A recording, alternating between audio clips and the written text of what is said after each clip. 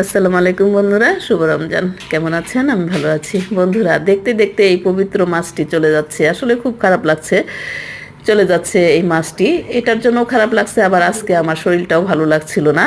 ছেলেকে বললাম যে বাবা হালকা পাতলা কিছু করি। আমি ভুনা খিচুড়ি আর ডিম ভুনা নিয়ে বসে আছি। এই মুহূর্তে আমার ছয়তলার ভাবি দেখুন কত ইফতার পাঠিয়ে দিয়েছেন। এই যে তরমুজ, তারপর যে মালটা, পেয়ারা, এই যে ছোলা, পেঁয়াজু, আলুর চপ, বড়ই, শসা, জিলাপি, অনেক কিছু, আর মিষ্টিও দিয়েছিলেন উনি। আর কি ইফতারে যা যা লাগে সবই। আমি তো অবাক। যাক, ভালোই, এটা সবই আল্লাহর রহমত। আল্লাহর কাছে শুক্রিয়া যে ভালোভাবে ইফতারটা করতে পেরেছি।